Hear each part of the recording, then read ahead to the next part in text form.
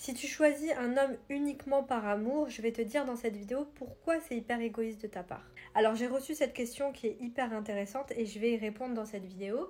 Alors la question c'est, il vaut mieux être avec un homme car il peut rapporter ou il vaut mieux se mettre en couple par amour?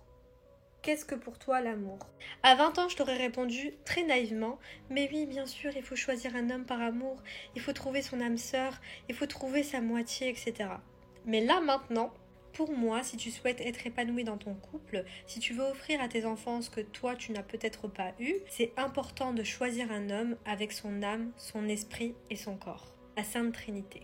Lorsque tu choisis un homme en étant aligné avec ton corps, ton âme et ton esprit, tu as beaucoup plus de chances d'être épanoui dans ton couple. Si tu choisis un homme uniquement par rapport à des hormones, tu as beaucoup plus de chances de te retrouver dans un foyer de Horototo. D'autant plus, Godet, si tu n'as pas fait un travail sur toi, si tu n'es pas allé à l'intérieur de toi, tu as beaucoup plus de chances d'attirer des consciences de pénurie plutôt qu'un homme qui va prendre soin de toi, qui va te chérir, etc. Un bon père pour tes enfants, un homme vraiment qui sera en mesure d'être le chef de famille, c'est-à-dire un homme qui a les moyens d'avoir une famille, de prendre soin de son foyer, etc. Financièrement, spirituellement et psychologiquement.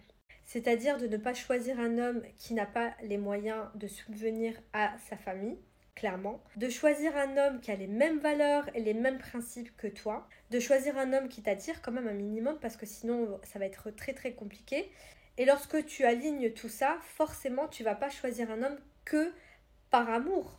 Non, tu vas aussi voir qu'est-ce que cet homme-là peut te rapporter. On a bien vu toutes ces femmes, toutes ces mamans célibataires qui se sont retrouvées à élever toutes seules des enfants parce qu'elles ont mal choisi. Elles ont choisi des hommes basés par rapport à ce qu'elles ressentent, basés par rapport aux émotions, soi-disant par amour.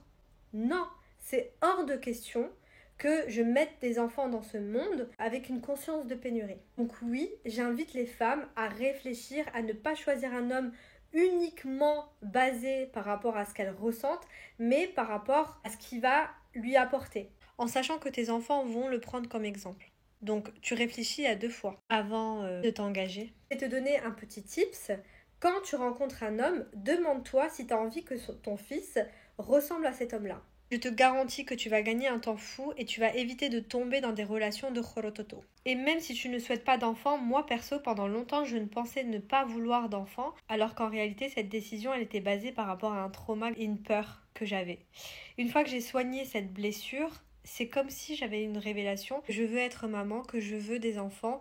Donc tu ne sais pas de quoi demain est fait. Finalement, d'où l'importance de choisir un homme par rapport à ce qu'il nous apporte. Parce que nous-mêmes, en tant que femmes, on apporte à un homme. Nous sommes complémentaires. Parce que si toi, demain, en tant que femme, tu n'apportes rien à un homme, il va pas te choisir.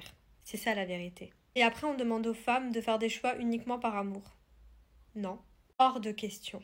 Demande-toi si tu as envie que cette personne soit l'exemple de tes enfants. Est-ce que si cette personne ne change pas, est-ce que j'ai encore envie de passer 40 ans avec elle? Si la réponse est non, c'est que tu mérites mieux. Tout simplement, ton âme te parle à travers cette relation. C'est tout.